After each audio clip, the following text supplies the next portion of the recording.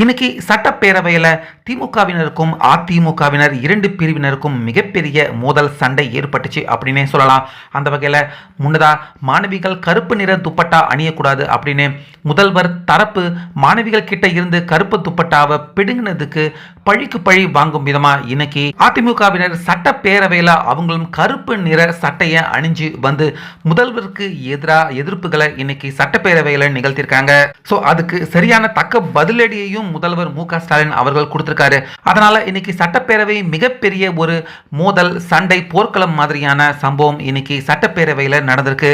So அந்த வகையில் first முன்னதா முதலமைச்சர் அவர் கலந்துகிட்ட ஒரு பொதுக்குழு கூட்டத்தில் மாணவிகளாக இருந்தாலும் அவங்க கருப்பு நிற துப்பட்டாவை அணிஞ்சுக்கிட்டு முதல்வர் இருக்கிற அந்த இடத்துக்கு வரக்கூடாது அப்படின்னு அவங்க கிட்ட எல்லாருக்கிட்டையுமே இருந்து கருப்பு நிற துப்பட்டாவை முன்னதா பறிக்கப்பட்டிருந்தது.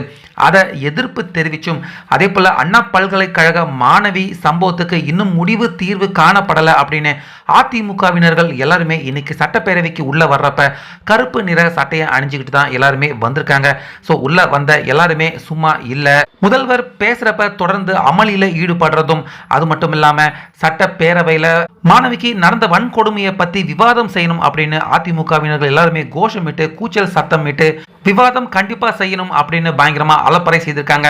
ஸோ சபாநாயகர் அதுக்கு ஒத்துக்காதால ஒட்டுமொத்த அதிமுகவினர்கள் எல்லாருமே வெளி நடப்பு செஞ்சதை தொடர்ந்து அவங்க மேல சட்ட நடவடிக்கை எடுக்கப்படும் அப்படின்னு சபாநாயகர் அவர் அறிவிக்க, ஆனா முதலமைச்சர் மு.க.ஸ்டாலின் அவர்கள் அவங்க மேல எந்த நடவடிக்கையும் எடுக்க வேண்டாம் அப்படின்னு சபாநாயகர் கிட்ட ரிக்வெஸ்ட் பண்ணதால சபாநாயகர் அதிமுகவினர்கள் எல்லாரையுமே விட்டுட்டாரு. ஸோ அந்த வகையில் வெளியே வந்து பரபரப்பா பேசின அதிமுகவினர்கள் இதுக்கு முன்னாடி மாணவிகள் அவங்க கருப்பு நிற துப்பட்டா முதல்வருக்கு முன்னாடி போட்டாரு அப்படின்னு தானே அவங்க துப்பட்டா எல்லாத்தையுமே பிடுங்கி எரிஞ்சாங்க.